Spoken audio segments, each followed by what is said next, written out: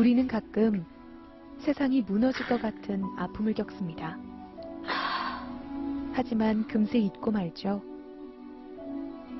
상처를 치유해줄 다른 무언가가 나타나기 때문입니다. 세상은 꽤 살만한 곳입니다. 사랑, 나눔, 행복, 열정, 자유, 정의. 이 단어들은 사람을 무척 설레게 하죠. 그리고 많은 사람들은 그렇게 살기 위해 노력합니다. 하지만 놀랍게도 이 같은 단어가 없는 곳이 지구상에 존재합니다. 믿을 수 없는 이 이야기를 들어보실래요?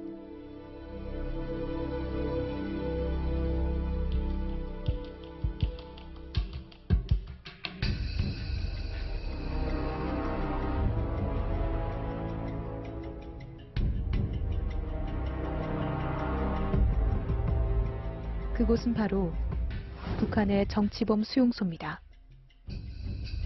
혹시 영화 속에서 보았던 감옥을 상상하시나요? 절대 아닙니다.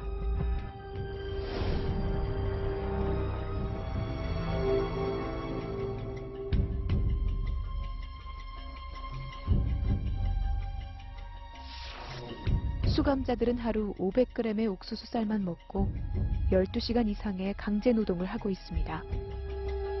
머릿속엔 온통 먹어야 한다는 생각뿐입니다. 들쥐, 개구리, 지렁이, 도롱뇽 등을 닥치는 대로 잡아먹어야만 영양실조를 면할 수가 있습니다. 배설물 속 옥수수 알갱이 앞에서 그들은 경쟁합니다.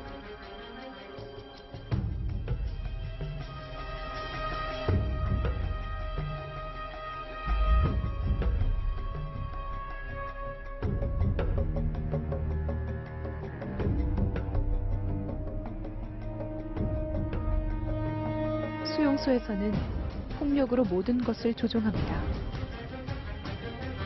상상할 수 없는 고문과 공개 처형은 특별할 것 없는 일상입니다.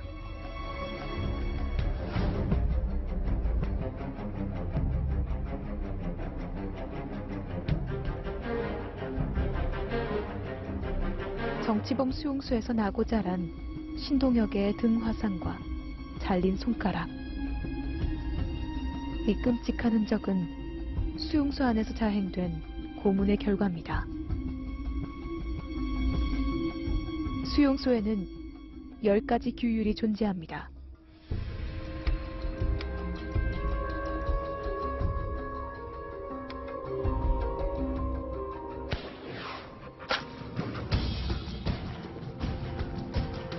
이곳이 바로 북한의 정치범 수용소.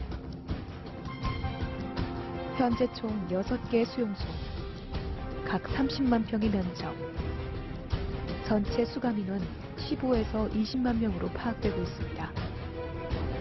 이제 조금씩 이들이 왜 이런 처참한 곳에 수감됐는지 궁금하실 텐데요. 그 이유는 너무도 단순합니다. 바로 체제를 비판했다는 것.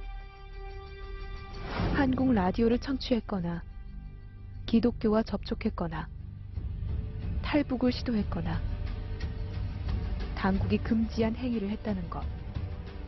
이것이 바로 그들이 짐승처럼 살아야 하는 이유입니다. 심지어 당사자 한 명이 아닌 가족 전체가 함께 끌려가는 연좌제가 벌어지고 있습니다. 죄가 없다면 변호사를 선임하면 되지 않나? 라고 궁금하신 분도 있을 텐데요. 그들에겐 재판이 없습니다. 고문과 자백만 있을 뿐. 그리고 언제 그곳을 나가게 될지 기한도 모른 채 그저 살아야만 합니다. 때문에 사람들은 이곳을 완전 통제구역, 죽음의 수용소라 부릅니다.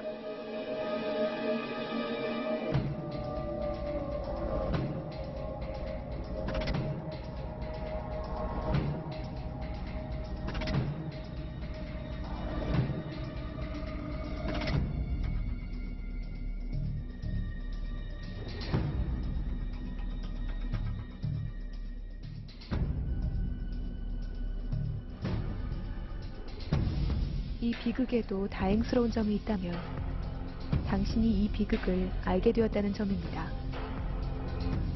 현재 북한을 탈출한 정치범 수용소 경험자들의 용기 있는 증언으로 이 끔찍한 실상이 세상 밖으로 나오고 있습니다.